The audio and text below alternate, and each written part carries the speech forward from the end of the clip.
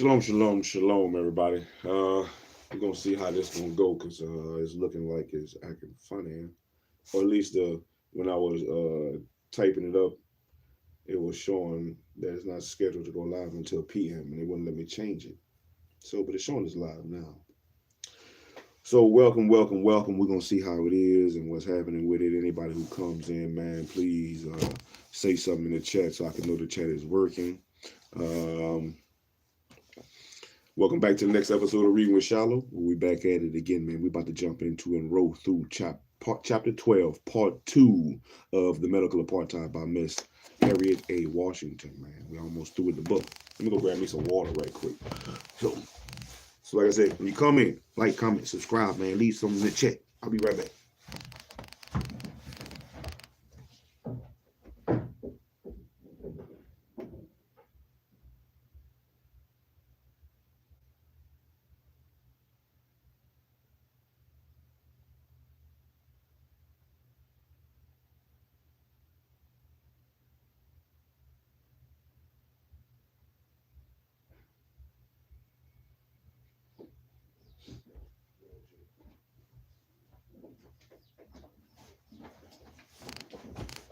All right, I'm out here.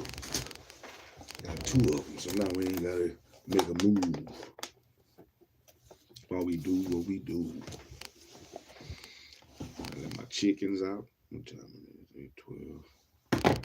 Anyway, we're in part 2. Part 2 of the book. Part 2 of the book. And I'm ready to take a look and see what's going on with Miss Harriet A. Washington. We are in the genetic perdition, which is chapter 12, genetic perdition.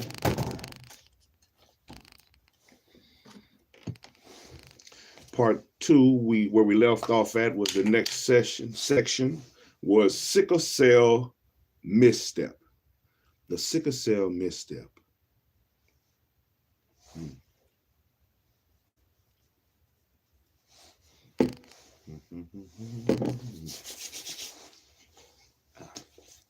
The sickle cell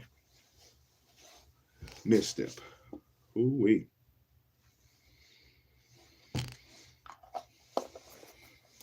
But before we get into the book, we're gonna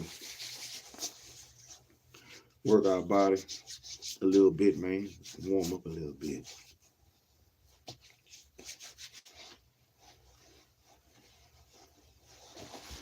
Work our body, and then work our mind, man. So let's do something. Shalom, everybody. How y'all doing? We about to do some push-ups, man. That's what I'm gonna do. 25 somethings. You do 25 something. I'm gonna do my 25 something. Just what I want it to be today. Some push-ups. I feel like doing something. So, some type of something. Y'all do something. 25 somethings. Anything. Get off your ass. Do something, man. We're gonna do something.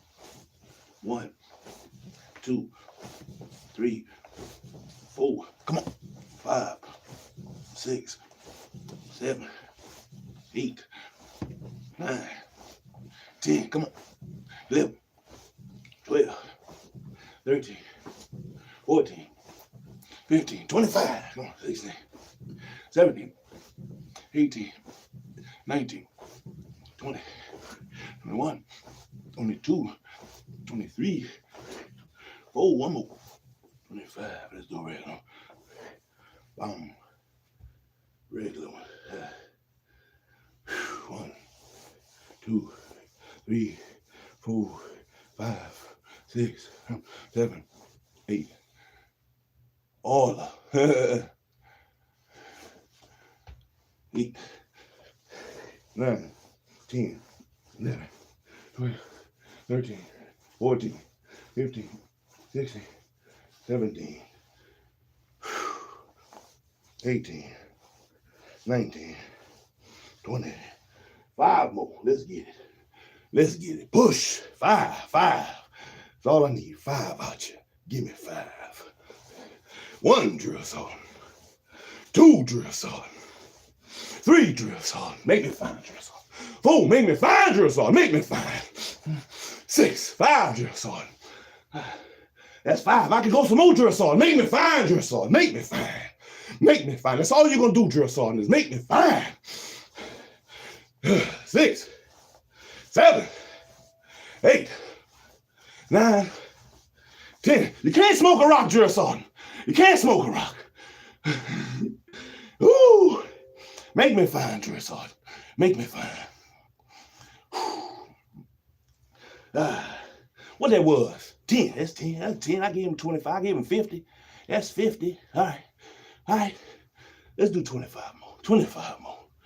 Let's switch up the hands. 1, 2, push it. 3, come on, push it. 4, let's get it. 5, 6, 7. We got some. 8, we got some more. Come on, we got some more. 9, come on. 10, come on. 11, come on, drill sergeant. Come on, make me fine, drill sergeant. Make me fine. Make me fine. 11, 12, 13, 14, 15. Make me fine, drill sergeant. Make me fine. 16, 17, come on. 18, push it. 19, come on, drill sergeant. 20, make me fine. 21, make me fine. 22, 23, come on, drill sergeant. 24, 25, one more. There we go. I'm gonna be fine, little motherfucker. Be fine. All right. Whew, about 75. Do 25. That's all I ask. You do 25. 25 somethings. Whew. Yeah, that's how I used to be when I was in the military, man. Drill sergeant be mad. Come on, drill sergeant, make me fine. Shut up, SHILO. Make me fine, drill sergeant. Make me fine. That's all you're doing, drill sergeant. You're making me fine. When I get back home, they gonna be on me like Boosie. Oh, shit. Let's breathe now. We definitely worked our body today. Now it's time to work our mind.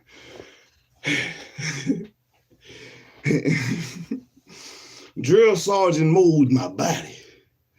Now it's time for me to take it upon myself to start molding my mind. Which direction do I want to go? And it's all about what I input into it. What you allow to be inputted and imprinted into your mind.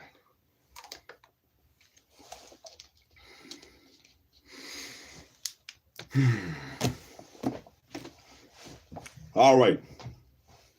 Whoa. The medical apartheid, the dark history of medical experimentation on Black Americans from colonial times to the present. Here's what we're about to get into. Here's what we're about to get into. Chapter 12, excuse me. Genetic perdition. And the section we left off on was sickle cell misstep. The sickle cell misstep.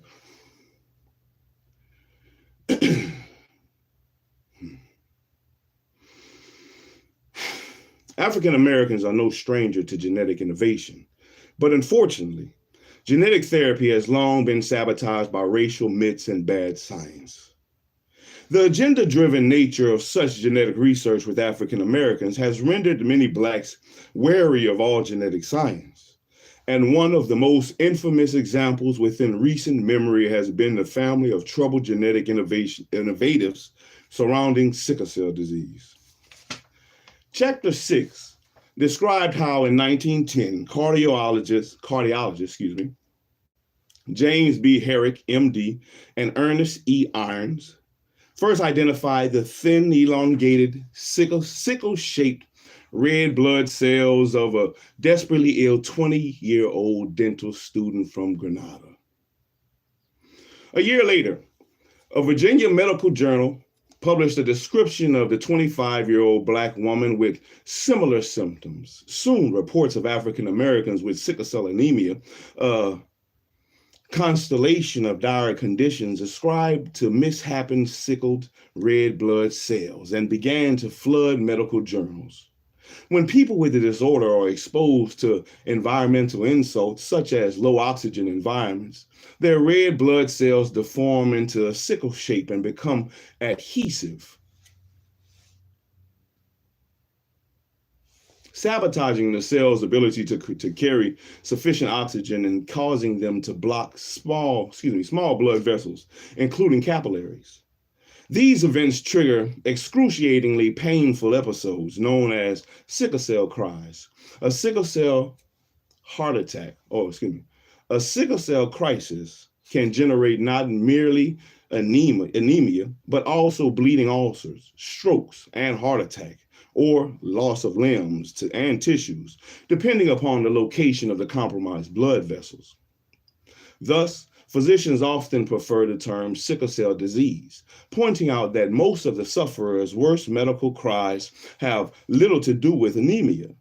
And by 1920, an erroneous belief had become firmly entrenched that sickle cell disease was a racial condition that struck only African Americans. And however, it also affects people from Mediterranean, Middle Eastern, and West African regions, but not those from South Africa and East Asian regions. Oh, not them. After the supposed post-war conquest of infectious disease via antibiotics and after the discovery of DNA's double helix structure in 1951, genetics gained primacy as the preeminent mode of understanding the attacking disease. And in 1949, sickle cell anemia became the very first molecular disease to be identified. Scientists learned that sickle cell anemia was the worst of several sickle cell disorders, and that it struck one in every 400 African American newborns. They also knew that sickle cell disease and a slew of closely related blood disorders called hemoglobinopathies, hemoglobinopathies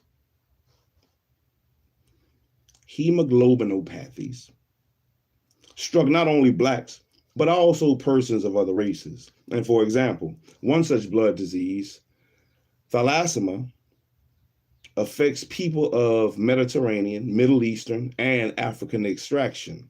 But sickle cell anemia's identity as a Black disease was so firmly entrenched that Blacks with the thalassemia are still often misdiagnosed with sickle cell disease.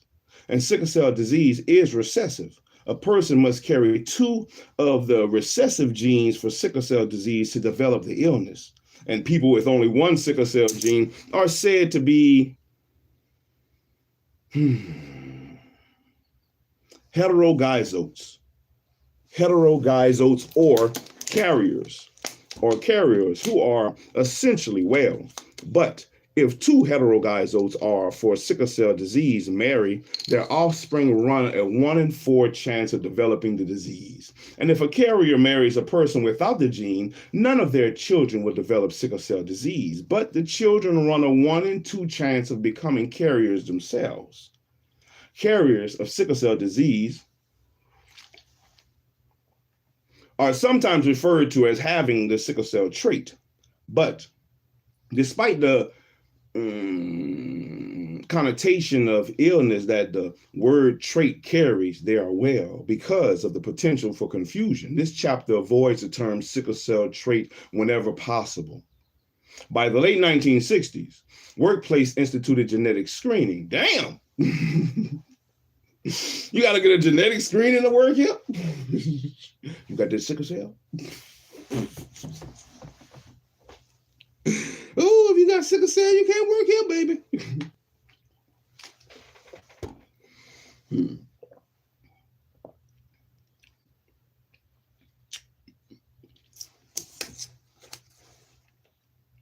By the late 1960s, workplaces instituted genetic screening, ostensibly to protect vulnerable employees by avoiding their placement in work environments that could trigger illness such as a sickle cell crisis.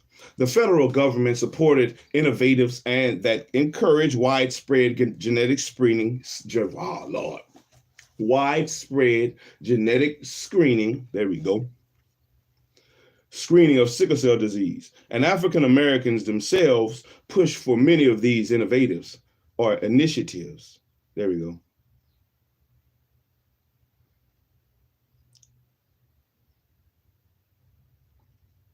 For many of these initiatives to test for and counsel people at risk for sickle cell disease. So there is no doubt that many of the projects were well-intentioned. However, some were not. And in many cases, good intentions paved the medical road to perdition. Sickle cell screening created huge problems, recalls Vernelia Randall, professor of law at Dayton University. Airlines, for example, said pilots with the trait could not fly. And why not? If they are healthy, in 1968 and 1969, doctors at Fort Bliss in El Paso, Texas, grew concerned that Army basic training was suddenly proving more than unusually hazardous, even deadly. And within 11 months, 4 recruits had collapsed and died suddenly, all of them Black. Even more alarming were the autopsy results, which showed the men's red blood cells now sickle-shaped. The soldiers were Black, and the high altitude of the boot camp, 4,060 feet, suggested that the deaths might have been due to sickle cell disease, cries triggered by the low oxygen environment characteristic of the high altitudes. But the England Journal of Medicine reports on the men's deaths noted that the sickle cells didn't necessarily mean that the men had the sickle cell disease, because the misshapen cells could not be a consequence, not the cause of their death. And when the National Academy of Science studied the deaths, it could neither rule out the sickle cell anemia nor prove that it had killed the men. But the U.S. Air Force Academy rushed to judgment and promptly issuing a directive barring the admission of all Black sickle cell carriers, healthy people.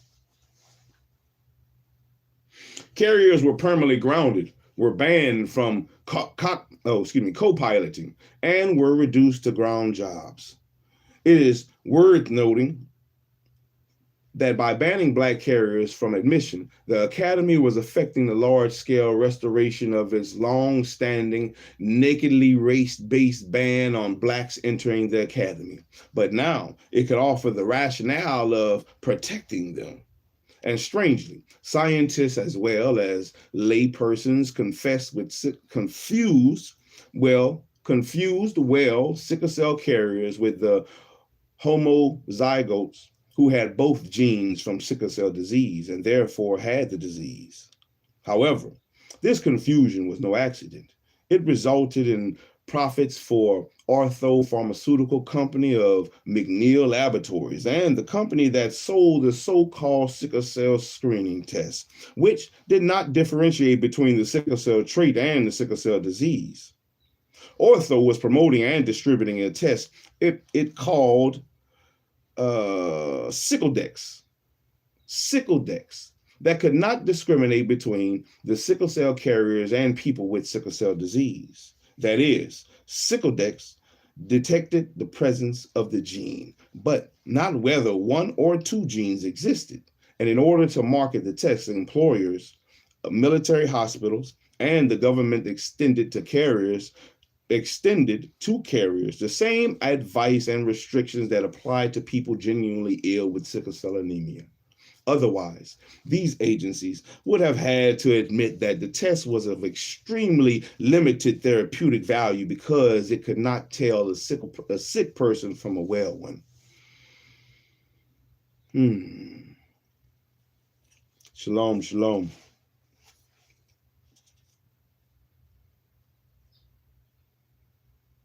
The National Institutes of Health, hospitals, and private organizations disseminated brochures and booklets equating carrier status with disease. And millions of well Black people were informed that they were ill and genetically tainted.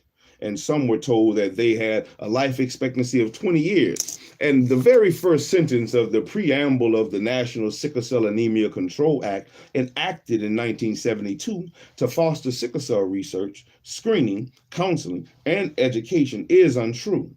2 million Americans suffer from sickle cell disease. Actually, 2 million people were healthy carriers, and fewer than 100,000 Americans suffered from sickle cell anemia.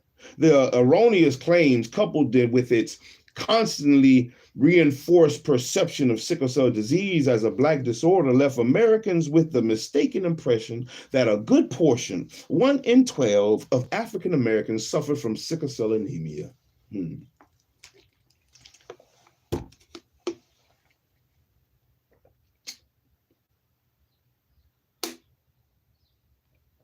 The perception of sickle cell heterozygosity,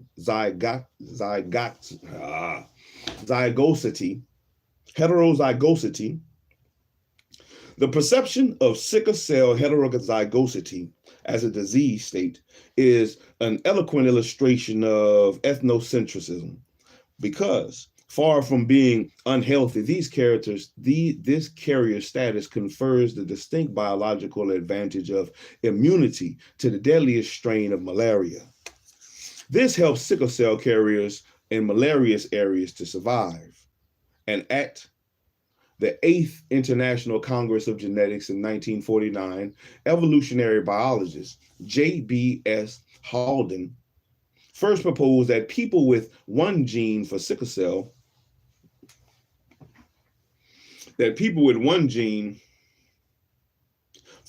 disease were more resistant to attacks by the sporozoa that cause malaria. And in some parts of Africa and other countries where malaria-carrying mosquitoes thrive, people who have one gene for sickle cell anemia and one gene for normal hemoglobin are not only healthier than people with sickle cell anemia, but also healthier than people without the trait. And those with normal hemoglobin, being the heterozygote for sickle cell anemia, protects one from invasion by the deadly P. falciparum strain of malaria in several ways. A form of the malaria parasite, the plasmodium, infects the person's red blood cells with heterozygotes. The plasmodium causes only the infected red blood cells to sickle by making the cell, oh, shalom, my son, shalom, oh, shalom. Oh, all praises to the Most High. Oh, he saw fit to open your eyes today, my son. How you feeling? Good. You sure? Yes, so you feel good to me? Oh, you feel good to your daddy. Let me look at you. Let me see how handsome you are this morning. Let me look at you. Oh, you look very handsome. Oh, you can hear? Yes, sir. You can see? Yes, sir. You can think? Yes, sir. Ooh, you can feel, right? Yes, sir. And you walk back here. How are you feeling today? Good. Then you have everything you need to succeed, Mr. DJ. Everything you need. And I'm so glad that I'm here to help you through the day. Yeah! I'm here. Another day to be your daddy. Another day to be your father. Another day to be with you. Another day to be both of y'all. Both y'all. Oh, my sons. Now why you put a card on that bad water? Well, let me finish reading. Did you brush your teeth this morning? I don't believe so. I believe you're funky. Where your house shoes at, man? Where's your house shoes at this morning? Where's your house shoes at? Where are your house shoes? Where's your house shoes at? You're supposed to have house shoes on when you're in the house. That's what you're supposed to have on. Where's your house shoes? I don't need to put on when these are the ones. Go brush your teeth. Go get you some house shoes on, man. Who left off? Who was the last person doing schoolwork yesterday? Mama. Oh, so that means you're the first. Oh, you'll be the first today. Well, you need to do that, my boy. You need to do that. You need to wash your face. Make sure you wash your face. Can I have some mascara? Yes, sir. You sure can. Yes, sir. All right.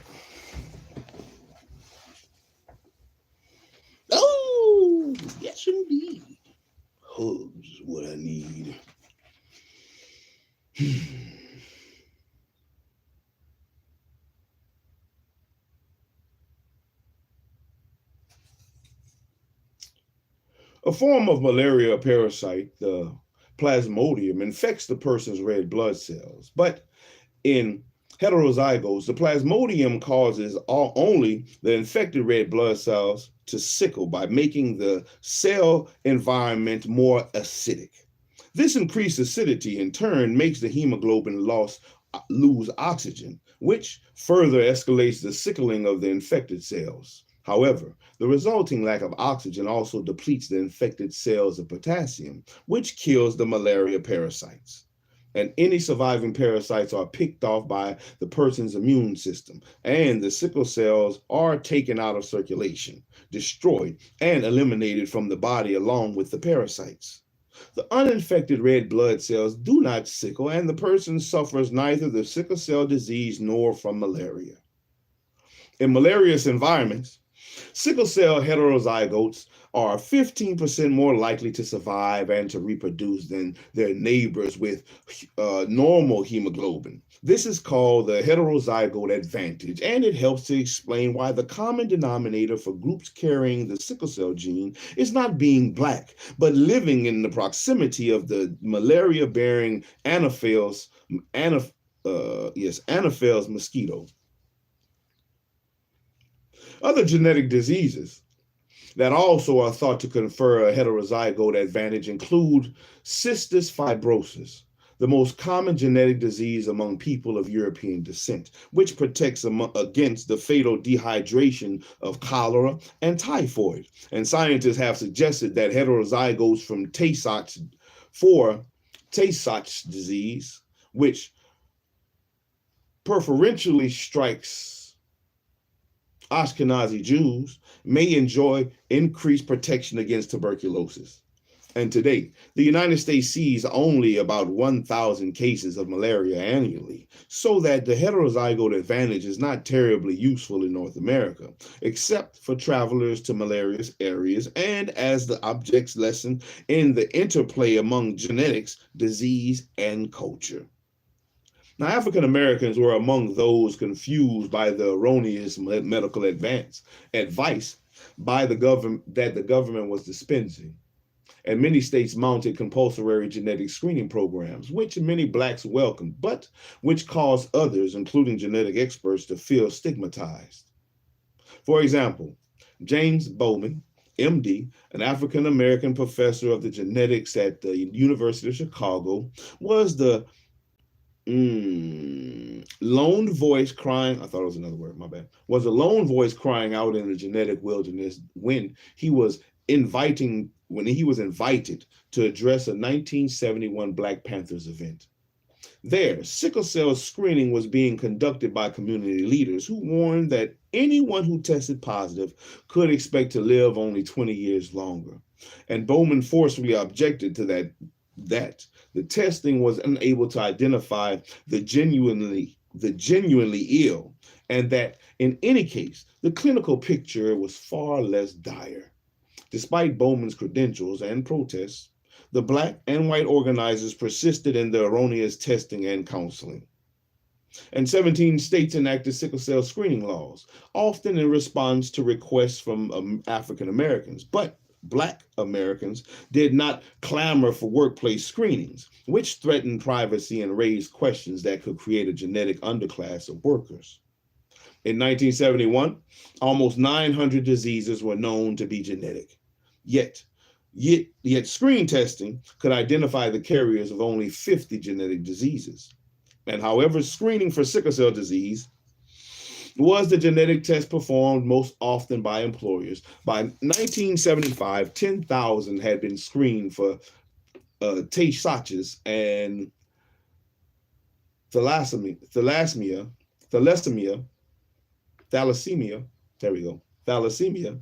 but 500,000 Blacks had been screened for sickle cell disease. And in the name of eugenics, A Social History of Genetics by Daniel Kelves notes, no one argued seriously for the screening of every possible parent, but some did argue the screening of people from groups at compartmentally high risk for particular genetic diseases, notably Blacks.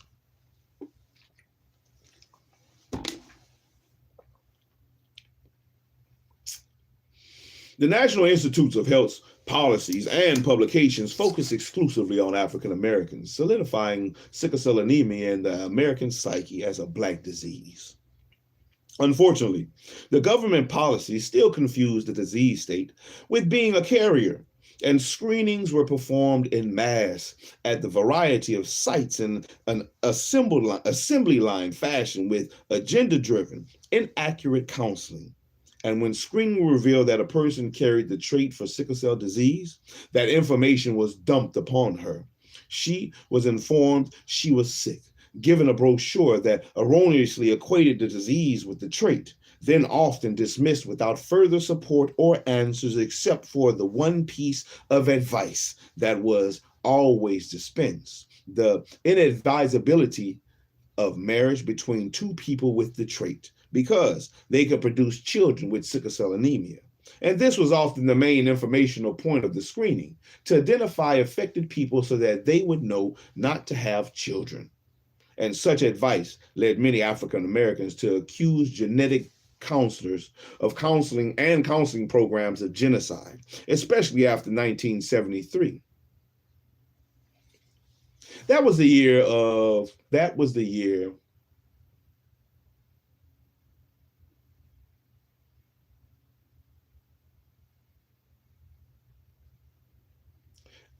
amniocentesis allowed prenatal testing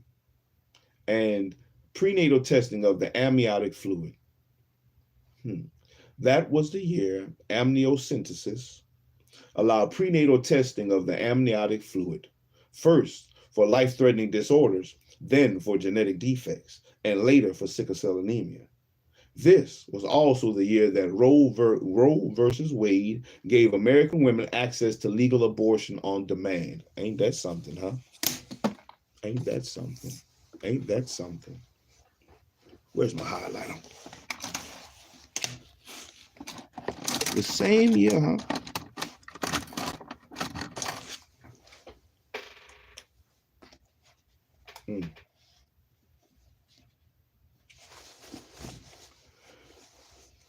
Such advice led many African Americans to accuse genetic counselors and counseling programs of genocide, especially after 1973. Okay, let's go from there.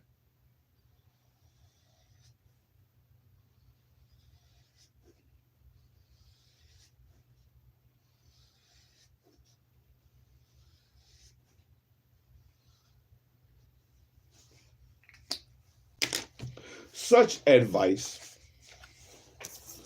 led many African Americans to accuse genetic counselors and counseling programs of genocide, especially after 1973.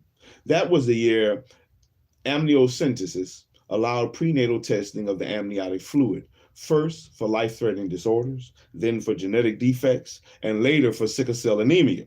This was also the year that Roe versus Wade, or Roe v. Wade, gave American women access to legal abortion on demand. 1973.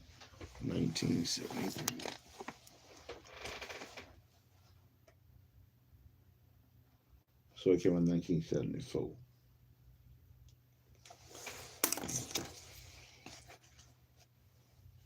Genetic counselors who had dispensed pointed advice,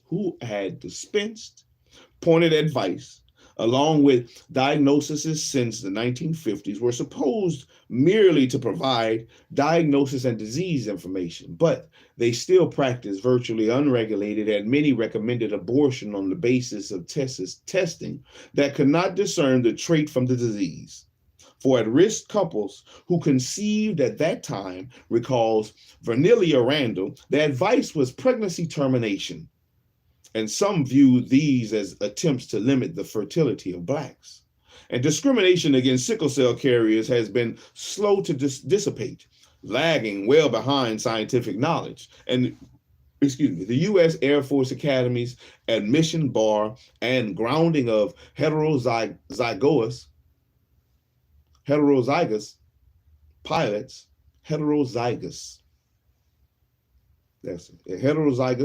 for example, was ended only in 1981 by a lawsuit. What I'm at. How many pages? Testing.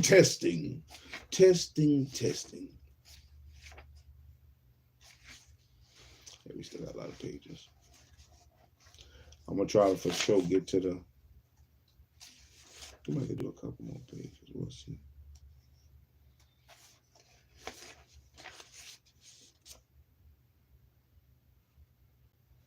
I'll get to there. If I can get to there, how many pages do I have left? 1, 2, 3. Shit. If I can get to there in the next 10 minutes, if I get to there in the next 10 minutes, I'm going to keep going and finish it off. Testing. Today, unscrupulous employees continue to wield genetic screening, but they now do so surreptitiously. There we go. Without employees' informed consent. In 2001, the Equal Employment Opportunity Commission charged Burlington Northern Santa Fe Railroad with running genetic tests on workers who filed claims for carpal tunnel syndrome. If tests had shown them to have had any genetic predisposition to the condition, the railroad could have argued that it should not be held liable, and some lawsuits spawned by such abuses alleged racial bias. Perhaps the most egregious was the case of Norman Bloodsaw versus Lawrence Berkeley Laboratory Research Center that the federal government ran in cooperation with the University of California. And in 1998, 172 employees, all but one of them black, sued LBL when they learned that they had secretly been tested for syphilis, pregnancy, and sickle cell trait without knowledge that the blood and urine that they had supplied during required physical examination would be tested in this manner. These tests were insulting as well as intrusive and were illegal under the Americans with Disabilities Act. But what is particularly disquieting is the lack of scientific sophistication. The laboratory demonstrated in testing only its black employees for the sickle cell trait. Now, scientists should have known that not only blacks were at risk, and they should also have known that carrier status imparted no reasonable disability risk. The blatantly racial nature of the screening was suggested when plaintiffs learned that the only white employee to have been tested for venereal disease was a white man married to a black woman. In August 2000, the University of California settled that $2.2 million suit brought to these black employees. And the privacy of these workers was illegally assailed, and they could have been unfairly stigmatized. But there is another reason for being tested for genetic issues without one's consent is damaging. There is another reason that being tested for genetic issues without one's consent is damaging. The price of genetic knowledge can be intolerably high. The health information contained in one's genes can give clues to prevention and self-care, but such information can also generate futile anxiety and lay one open to layers of medical and financial discrimination. If you know of a genetic condition and lie about it to your insurance company, they can refuse to cover you. Observed Marion G. Secundi, PhD, the late director of the National Center for Bioethics and Research in Healthcare. If you learn you are at risk for a disease that cannot be treated, the information can be worse than useless. The knowledge will not enable you to protect yourself, and you will suffer mental anguish over the illness that you may never acquire. Employers who refuse to hire people when they learn of genetic indicators for a disease may relegate them to an unemployable biological underclass. And that's not just a concern for those who know with the known genetic disorders, because everyone's genome harbors a few bad apples and genes that could but do not necessarily indicate a health problem. The more people are forced to reveal about their genome, the greater their risk of suffering genetic discrimination. Currently, Black people are most likely to be subjected to such testing, and in large part because testing for sickle cell disease is the most common genetic screening for used by employers and insurances.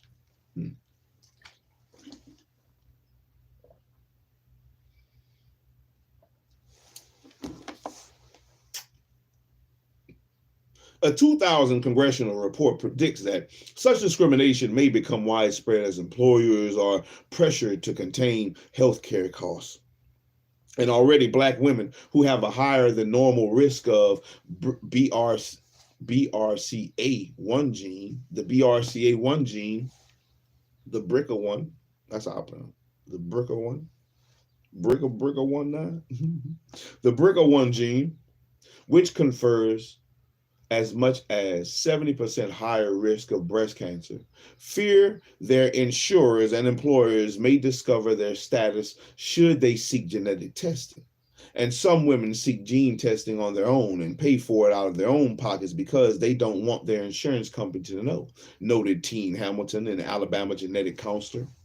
Might other genetic tests preclude African Americans for desirable jobs in the near future?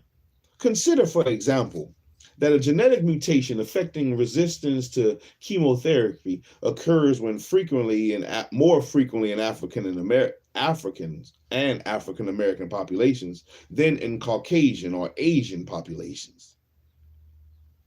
A 1998 research study of African Americans and Hispanics living in Manhattan revealed that they harbor a genetic variant, APOE, epsilon 4, epsilon 4, that places them at a higher relative risk of developing Alzheimer's disease than whites. African Americans are more likely than whites to be healthy carriers of glucose 6-phosphate dehydrogenase G6-PHD syndrome. That's a lot of cuckoo stuff back to back. Glucose 6-phosphate dehydrogenase syndrome, or G6-PHD syndrome, which can cause the loss of red blood cells and affects many medical risks and medication reactions. If this carrier status is detected by a test and is miscategorized as a disease state, will Blacks be barred from desirable jobs? Of course, each of these genetic complements appears in other ethnic groups as well, but the rates and thus the risks are higher among African Americans. There is also the widespread misconception that simply having a disease gene means you have the disease. And this is not so. Most common adult once genetically influenced diseases, such as type 2 diabetes, hypertension, and cancer,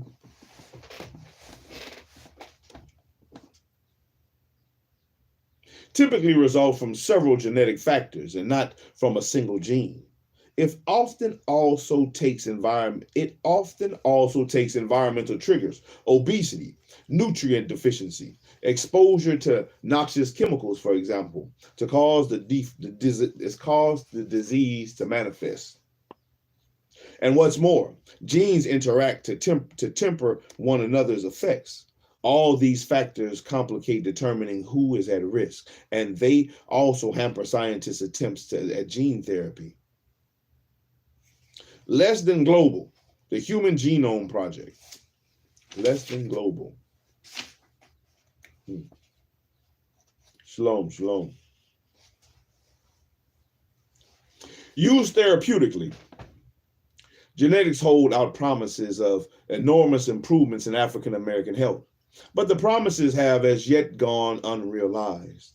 And for example, Research into sickle cell disorder, the first identified molecular disease, remains underfunded, and the disease will still awaits an effective treatment. But effective genetic therapies were mounted within just a few years after the gene of cystic fibrosis was discovered in 1998. Shit, everything grieving. Whites are at much higher risk than blacks for cystic fibrosis, and therapeutic research sometimes bypasses blacks because finding a gene for an illness and curing an illness are two very different things, and decades may separate one from the other. Also, the interests of African Americans too often fall below the radar screen of mainstream genetic research, and much more quality research should be undertaken into blacks' genetic risks. This may seem an ironic concern for a book that has focused upon the experimental abuse of blacks, but it is merely the obverse. It is merely the obverse of the research abuse coin. As research has become an important avenue of therapy and proportionate inclusion of African American in ethical therapeutic research has become imperative. Take the Human Genome Project, HGP, which has been taught as a unifying global enterprise to map all the humanity's genes, and has been sold to the public on the strength of its role in finding cures for many illnesses.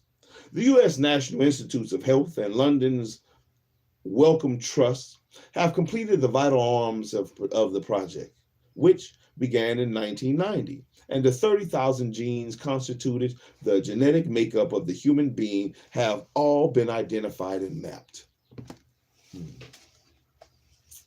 However, Dr. George Dunstan, a geneticist at Howard University, claimed in the mid-1990s that of the more than 60 families whose genes were analyzed by the project, there were no people of African descent. She lamented that severing the African branch of the family tree is a critical error because African gene pools are the oldest and consequently the most diverse on the planet due to human lives having evolved in Africa. Dunstan asked, what picture of humankind can emerge without Africa? Also, of the 100,000 professional HGP scientists from 16 separate research universities in 6 countries, only a few, aside from laboratory assistants, were Black. And Dr. Betty J. Graham, program manager for the National Human Genome Research Institute of the National Institutes of Health, told the journals of Black in higher education, unfortunately, African Americans have not been involved in the first place of the Human Genome Project. And however the relativity,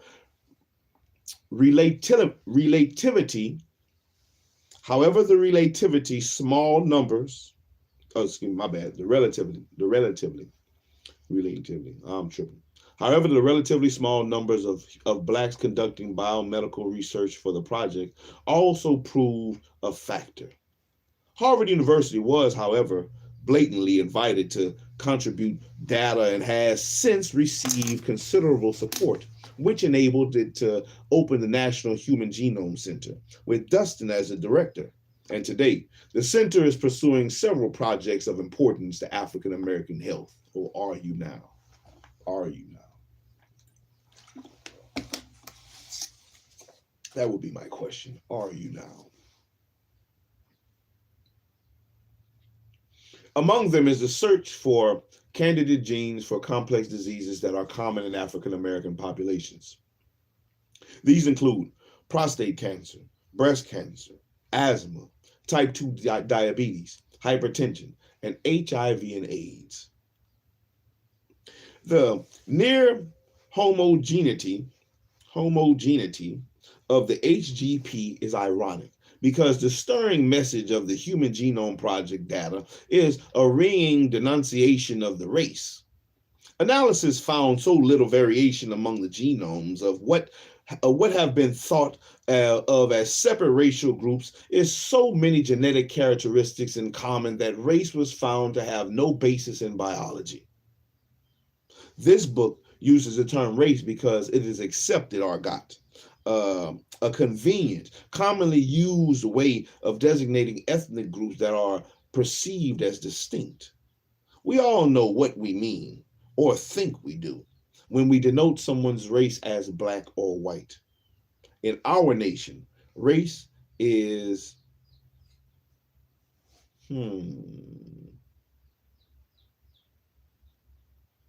inarguably, there we go, inarguably important in discussions of health and disease. However, the Human Genome Project has erased any lingering doubts. Biological race does not exist because all humans share the same genes. And although the proportions of genes differ, meaning that genetic differences exist, these variations map very poorly onto what we think of as races. This seems to introduce a logical contradiction. If race is not real, how can we speak of race-based therapeutics? The answer is that race is real, but it is not biological. It is social. What correlates very closely to most racial differences in life expectancy, morality, disease suspectability, and survival is the race to which one is perceived as belonging. This is contrary to conventional wisdom, and at first blushing seems easily refuted. The racial differences between an Icelander and a Nigerian seems obvious, but so do the differences between a dark-skinned Asian from southern India and a pale North African. Yet, the former persons is classified as Caucasians and the latter as black. Historically, confusion has been sown by the fact that in the early days of the Republic and of African enslavement, the Africans who were imported represented only a polar opposite of pale-skinned Europeans in skin color and hair types. Africa is the home to people of every skin color, hair type, structure, or other physical measure. But the rich diversity of Africa, for the matter of Europe, was not represented in 17th century America, and only the dark-skinned denizens of West Africa and principally pale-skinned Anglo-Saxons populated the colonies. If our forebears had included dark-skinned Finns and Mediterraneans on the one hand, and North Africans, East Africans, Egyptians, and Somalians on the other, they would have had a better appreciation for the presence of similar phenotypic traits in all ethnic groups.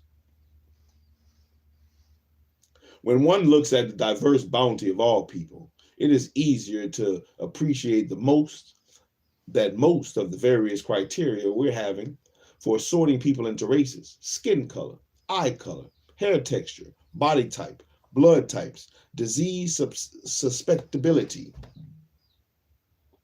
map very poorly onto the genetic frequencies, albeit with few dramatic exceptions. For there are exceptions, and although they are rare, it is important for the medical point of view to recognize them when we see them if we want to devise the best possible medical treatments. However, many genetic diseases are no respecters of race, as we have seen. Sickle cell disease affects Mediterranean people, Africans, and South Asians, among others, and the autoimmune disorder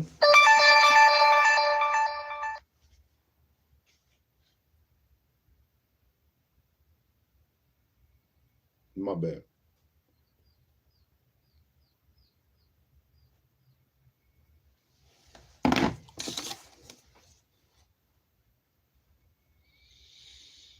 And the autoimmune disorder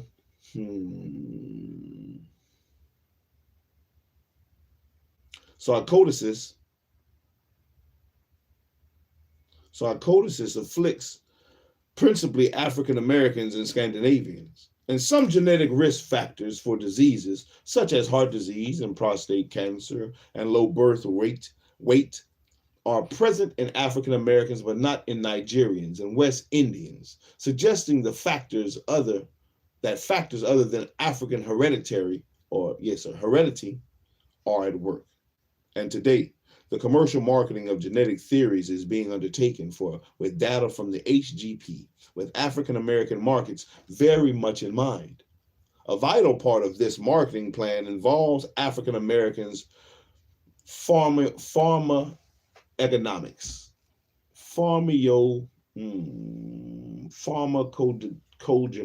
There we go. Pharmacogenomics.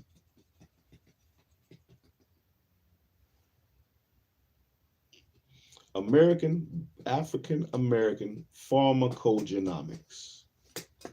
The custom tailored of medications to exploit genetic variations.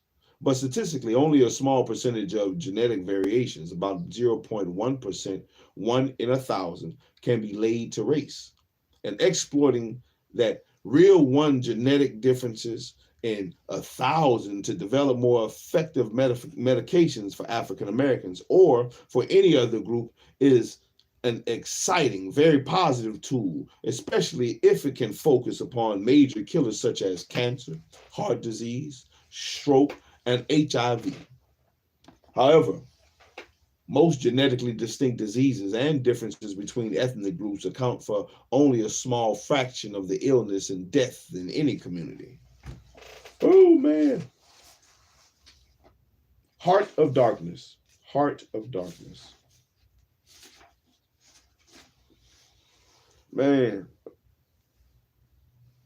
That sleep monster on my shoulders. It's on me, man. I got 3 pages left, and I think I'm going to go ahead and push through the 3 pages. Stretch it out. Oh. Heart disease. Heart of darkness, I mean. Oh, man. Take a pause for the cause. Stand up. Oh.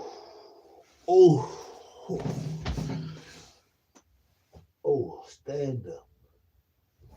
And stretch it out. And get that sleep monster off your back. All right. We're almost there. We got 3 pages left and we'll finish the chapter. We're going to finish the chapter. We're going to push it through. I normally do an hour reading, but we're going to push through and finish out the last 3 pages, man. Finish it off. Heart of darkness. By the late 1900s, the Pharmaceutical Research and Manufacturers of America, PhRMA, P-H-R-M-A, PhRMA, boasted that its members had 99 medications in development that addresses the particular medical needs of African American patients. By 2004, that number had grown to 249 medicines, but those were not drugs tailored specifically to Black patients' medical needs. Nearly all of these medications treated illnesses that African Americans suffer at higher rates than whites, which encompasses on nearly every serious ailment. It is certainly laudable that drug companies are producing medications that address Black health needs. However, the implications that these were tailored to racial needs is easily recognizable as a marketing ploy. In the case of Bidil, B-I-D-I-L, Bidil, a heart drug approved by the FDA in June 2005, is different. Bidil is an oral combination of 2 drugs, hydralazine, and ensorabide dinitrate that act as antioxidants, widen blood vessels, and produce nitric oxide, which Bidil makers say provides beneficial effects for African Americans' heart failure patients. It was developed for the potential to reduce deaths and serious illness among African Americans diagnosed with congestive heart failure, or CHF. CHF is a condition in which the heart muscle, which has been weakened or otherwise compressed by injury or disease, fails to maintain circulation properly. The overwhelmed heart triggers a cascade of functional deterioration that culminates in a slow death. It is commonly fatal within a decade of diagnosis, and people with congestive heart failure may suffer from constant fatigue, swollen legs, and respiratory problems. Our heart failure, it may be insidiously asymptomatic. Asymptomatic. Our heart failure may be insidiously asymptomatic. And Badil's patents holders say that their medicines or mechanisms of action addresses the genetic anomaly that makes African Americans particularly susceptible to CHF. This medication is a vanguard in new commercial marketing of genetic therapies for blacks. I don't know. Nitromed. The Cambridge, Massachusetts biotechnology firm that developed Badil claims that it is the first specifically tailored medication to treat congestive heart failure in an estimated 750,000 African American patients. And clearly, Badil should be embraced and supported if it works to decrease death and disability due to CHF. But its marketing as an exclusive African American genetic medication is just as clearly troubling for both scientific and social reasons. First, is the medication driven by the true biological dimorphism in black heart patients, or is it the product of a fertile market? In the illuminating analysis of the Yale Journal of Health Policy, Laws, and Ethics, Jonathan Kahn has weighed the medical evidence and found it wanting. His investigation reveals that Badil began life not as a specialized medication tailored for African American heart patients, but as a heart drug aimed at the general public. And neither its first clinical trials in the 1987 nor its patent application in 1998 mentioned racial applications. And only after the FDA advisory committee refused to approve Badil's use for general population in 1997 did Nitromed reanalyze 20-year-old data. From its first trials, looking for possible special applications that might allow it to approach the FDA with the revised application, the Food and Drug Administration's Modernization Act had recently required inclusion of racial minorities and women of clinical trials. And in 1997, Surgeon General David Satcher drafted the resolution that made resolving racial health disparities a national priority. In 1998, the bill was reborn as a black medication, rescuing the drug from pharmaceutical oblivion. But how did Nitromed make the case for Badil's transformation from a medication for everyone to a genetic drug that addresses specific weaknesses in African Americans, even before clinical trials were conducted? Was it based upon a proven special utility for black patients? In part, Nitromed achieved this by creating the perception of CHF in blacks as a racially distinctive disease, then supplying the medication that was necessary to address this biological dimorphism. First, as Kahn has pointed out, the bill's makers made a case for CHF as a racial disease, claiming that there is a huge difference in the mortality rate between black and white patients with CHF. Nitromed students claim that CHF kills blacks at twice the rate it does whites. And the publications from Science Today, Science to Today in cardiology, as well as press releases from the Association of the Black Cardiologists, affirm this disparity.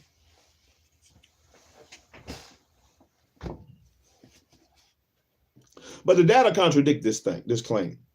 It is true that the proportionally twice as many blacks as whites died of CHF in 1988, but reducing the rate of heart failure in African Americans has been a medical success story. And by 2003, the gap had nearly closed. Most recent CDC figures indicate that the ratio of heart failure black deaths is 1.1 blacks to every one white. They are almost identical, man. Contrast the provenance of Nitromed's widely disseminated figures and found that they were based upon very old studies, including National Heart, Lung, and Blood Institute, the NHLBI data that was collected in 1995. And at that time, Nitromed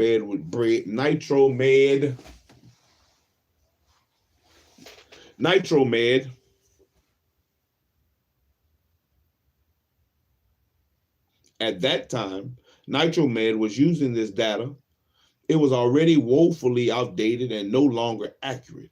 And Nitromed's researchers used numbers that were not only old, but also inappropriate, because they cited National Health and Nutrition Examination Surveys, the NHANES data from 1998 that describes the number of people suffering from NCF, which is very different from mortality, and the number of deaths from NCF. And on one 1987 study does seem at first blush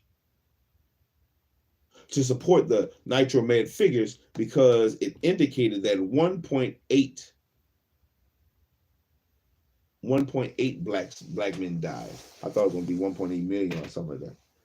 So I guess we're going to see if it's to every white person, you had almost two black people that died for everyone. Oh yeah.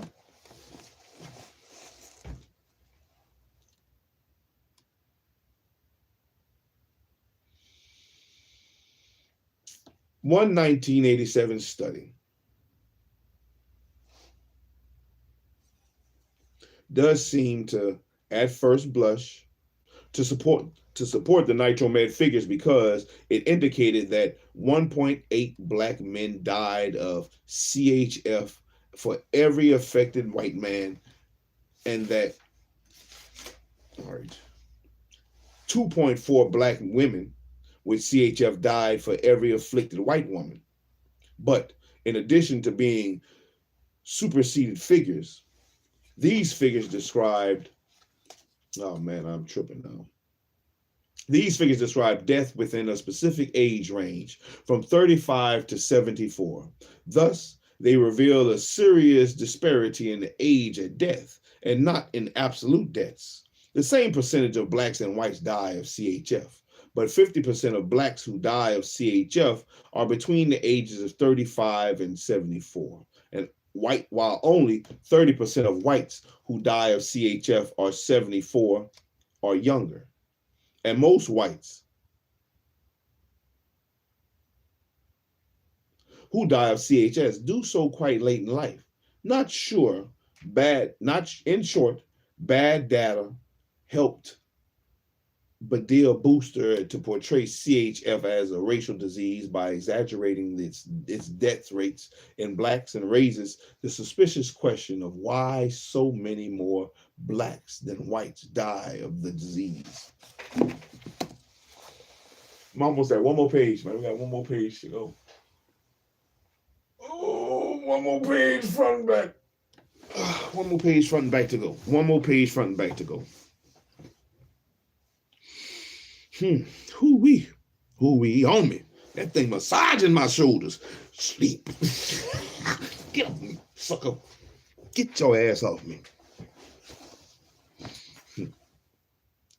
Nitromed explained that only psychology could explain such a dramatic disparity in the death rate. In doing so, Baddiel's promoters discount the well-substituted research into a myriad of non-genetic factors that drive CHF death rates.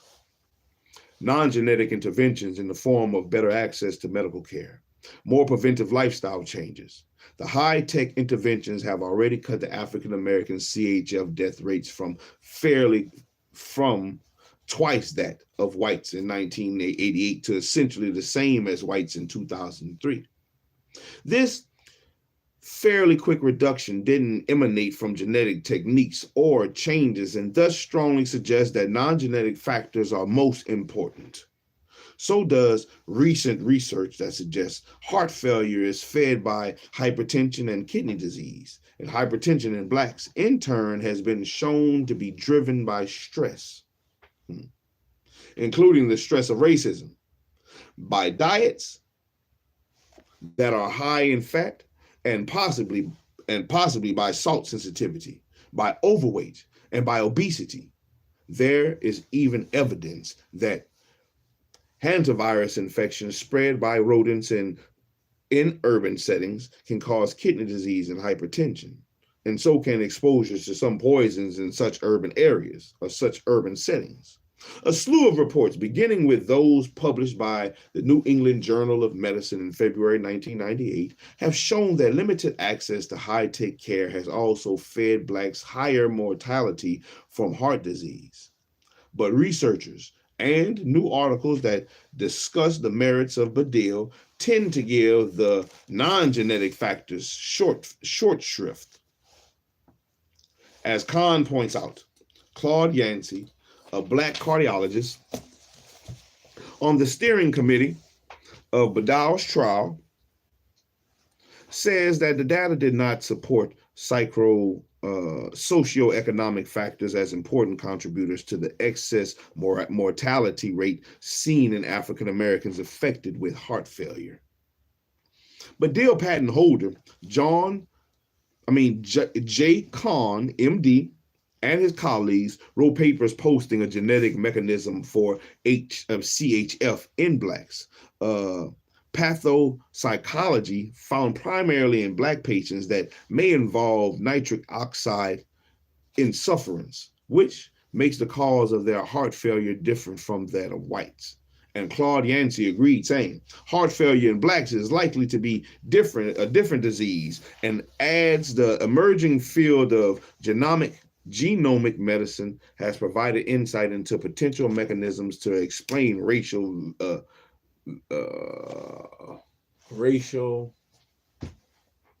variability. Racial variability.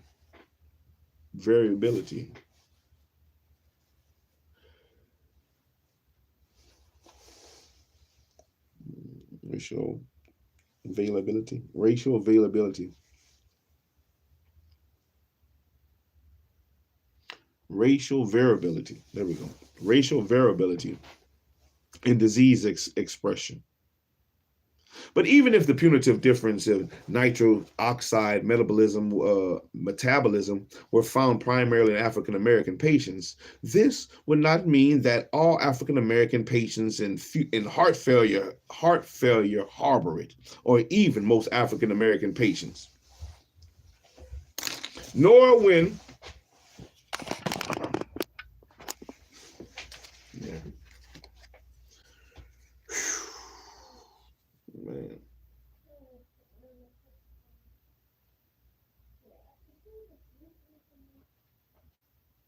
nor would it mean that such an anomaly is restricted to Blacks. Since the publication of Kahn's analysis, Nitromed has quietly revised the numbers in its promotional materials. It no longer claims that African American CHF deaths are double those of whites, But the alarm sounded by its early claims already served its purpose.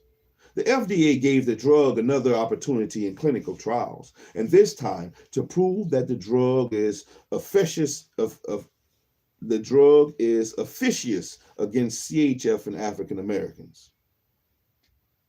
In 2003, the NitroMed, with the Association of Black Cardiologists as highly visible participants and supporters, mount the clinical trial. And NitroMed enrolled 1,050 African Americans for the trial of Badil as a treatment for heart failure in African American subjects. The trial was called AHEFT, A-H-E-F-T, an acronym for the African American Heart Failure Trials, and it tested Badil not on its own, but in conjunction with fully approved heart medications. Yes, I can. I'm trying to bust my fingers up here. In August of 2004, the clinical trials to demonstrate Badil's safety and efficiency were halted because its makers say the results were clearly beneficial to Blacks suffering from heart failure. The results showed that 6.2% of patients given Badil died, and 10.2% of patients who did not receive Badil died, constituting a 43% survival advantage for those taking the medications. The FDA has approved Badil's race-based labeling, and this means that although a doctor may cause or choose to prescribe it for non-African Americans in an off-label use, insurers will not have to cover the cost for them. The study should have included whites in order to provide evidence that the drug works differently in Blacks, but because the patent for the use in all races will expire in 2007, there is no economic incentive to test the drug in whites. And NitroMed will hold the patent for the use of Badil in Blacks until 2020. In an ironic twist, whites are being subjected to racial exclusion by being denied access to testing or use of the heart drug that could benefit them or even save their lives. Now, NitroMed stock rode the good news from the AHEF trials of the 73% leap in their share price. Now, because it is tested only with other drugs, Badil typically will be prescribed for use in concert with other drugs and not instead of them, so that Badil will not compete in the marketplace with established heart medications. This will help Badil sell, and this could even explain why Badil was tested only against the placebo. Had Badil been tested alone, researchers would have run the risk that the study results could have been different, finding that Badil provided less protection to Black patients than standard medications. And because heart disease is the #2 killer of Blacks and whites, Badil should be embraced if it indeed conveys a racial benefit to Blacks with CHF. So should any other therapy that accurately targets clinically meaningful disease vulnerabilities in African Americans. But the development of genetic drug for what has been newly dubbed a racial disease also raises long-term issues that temper its immediate benefits. We soon will see other medications marketed for genetically distinct populations of African Americans. The glaucoma medication, Travatan, is being promoted to African Americans as the first glaucoma drug to demonstrate greater effectiveness in Black patients. And although the FDA required informational insert indicates in fine print that eye color may be a better indicator of its effectiveness than race. Prostate cancer therapies, genetically tailored for African American men, are in the pipeline. And recently, 89% of breast cancer tumors from African American women tested positive for a newly found gene, the BP1, compared with 57% of those from Caucasian women. Can a special medication tailored to the Black breast be far behind? It will also be important for African Americans to study and, where applicable, to support such research efforts by joining ethical therapeutic trials that offer the best possible safety protections. Yes, sir. I'm doing mine. Okay. We'll go to the next one. Finish. That's Go mine to next? yes, sir. Go to your next one. You were just finishing off that last one that you had to do from yesterday. Yes, sir. Go to your next one. That's what I'm talking about. To find these trials, African Americans should discuss them with their personal physicians and consult resources available online that offer how-to primers on joining clinical trials. But unsurprisingly, given the subject of this book, I also advise African Americans to look before they leap. Although many black cardiologists and many in the African American news media applaud the Badil innovation, the specter of neo-racial disease based upon questionable genetics should give one pause for many reasons. African Americans must actively support the search for disease risks and therapies, but they must also be conscious of the long-term import of funneling scarce resources into race-based medications unless they provide the best therapy approaches.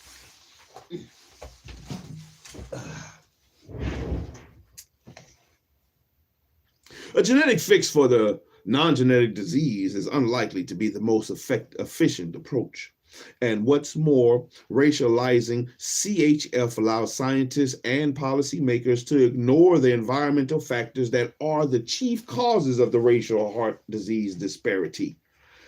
Racial genome or racial genomics also raises profound social questions. If physicians fall back into the antebellum habit of treating blacks' ailments according to race, will not this condemn many of the poorer, stereotyped, less appropriate care? Because race is not a biological reality. Medications based upon group biological differences will work only for some African Americans, and this will lead to a false sense of security and will stymie the search for more inclusive, more efficacious, and, in a word, better treatments. We must recognize the powerful stigmatizing potential of genetic approaches to disease, especially when they are touted as the only approach. From tools that could release and convict to the troubled history of genetic diseases fixed that may provide cures or mere stigmatization, genetics offers a cornucopia of medical answers and pitfalls to blacks. And the next chapter gives the history of another mixed blessing, research into infectious disease or diseases. And that was chapter 12. That was chapter 12 of The Medical Apartheid by Miss Harriet A. Washington. Miss Harriet A. Washington. The dark history of medical experimentation on Black Americans from colonial times to the present. Oh, man. We'll come back at the next episode with chapter 13, Infection and Inequity. Infection and Inequity. Illness as crime. So, hey, we worked our body, man. We really worked our body. We worked our body, we worked our mind, and now we got to work our body again on the going out. Let's go out strong. Let's go out strong. Let's go out strong. So, do 25 something, man. Do 25 somethings. I don't know what you're going to do, but you do 25 something. I'm going to do 25 something too. I'm going to do me 25 something too. We going to see. Do I have enough room right there? Okay. 1, 2, 3, 4, 5. Here we go. 6. Come on. 7, 8, 9, 10. I'm gonna do more than 25. I'm letting you know now. 11. But you do 25, 12, do about 50, 13, 14, 15, get up, 16, come on, you do something, 17, come on, get up and do something, 18, 19, Do a little something this. 20. Come on, make yourself fine. 21. Make me fine, dress up. 22. Make me fine, dress up. 23. 24. Come on, get off your ass. 25. You got your 25 in? 26. Get your 25. 27. 28. 29. 30. Push it up. Get it up. 31. Get it up.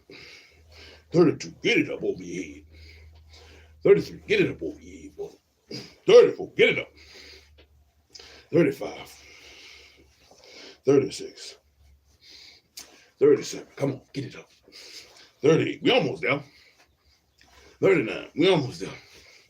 40. There we go. Come on, come on. 41. 42. 43. 44. Push it. 45. Let's go. 46. 47. Push it. 48. Work them shoulders. 49. Work them shoulders. 50. Bam. 50. I'll give you 25 on each arm. A 50 piece. Put that 50 piece in there. I still got some more push-ups to do though later on.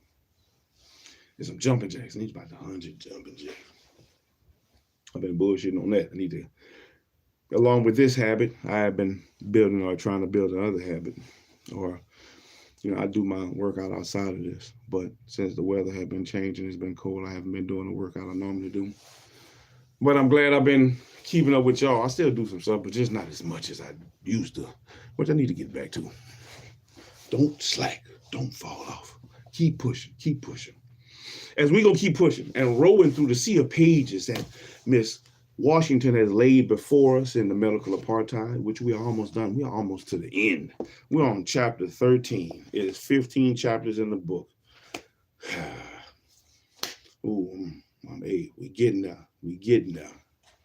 We finished off 13, 14, 15 to rock with. And after 15, there's going to be a lot of pictures. It's a lot of pictures. We'll go through some of the pictures, but we'll go through some of the pictures.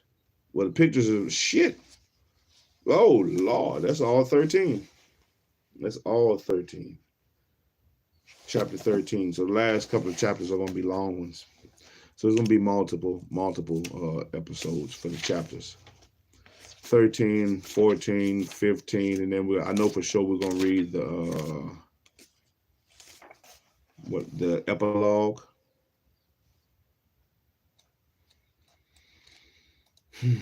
I'll read the epilogue and I'll read the acknowledgments.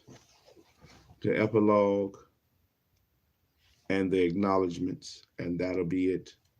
That'll be it. Because the rest of the book, which is that, the rest of the book is notes. Is notes. Notes. Probably the notes, bibliography, and index is what the rest of the book is after the acknowledgments. So this is what's going. This is what really we have left to read. And we're going to push through that. We're going to roll our way through that shit. One page at a time. One episode at a time. One chapter at a time. One page at a time. And one part at a time. One here, there, little, there, little, until we can find something to learn and grow from in each of these books that we pick up, man. Don't be scared. Don't be scared to try to build better and new habits. But you got to get off your butt and make some motion happen. Do something to do so. Growth is required. Growth is required. You're going to grow whether you want to or not. Just which direction? Which direction do you want to grow in? I want to grow good. That's I want to grow. Way grow. Oh, grow good. put some Miracle-Gro on me. Sprinkle me with it. Pull that thing getting all done. Anyway, yeah, I'm glad we made it through. I'm glad we finished the chapter, so we don't have to come back for the part 3 for chapter 12. We out of there. We out of there. We out of there. I appreciate everybody who came in and left a comment. You know, no matter what it was, I appreciate it. It definitely helps with the channel growth. Like, comment, subscribe, tell your people, man. Tell your people Shiloh out here reading shit. That boy destroying shit with his reading skills. We're gonna keep pushing, man. We're gonna keep pushing one day at a time. Every day that my eyes open up, you know, hey, I'm gonna try to read something. Focused reading. And we're gonna try to assassinate another book. It's gonna be book 24. Book 24 on the assassination list. Ooh, Bootsoulja. Knocking books down. Yeah, but keep pushing, man. I hope y'all have a wonderful day. I hope y'all have a wonderful time whenever y'all see this movie. Those who catch, this episode, for those that catch it on the back end. Hope you have a wonderful one, whenever you do. Shalom, man. Until next time. Shiloh out. I'm out you, man. I'm out you. In that thing. Keep on pushing.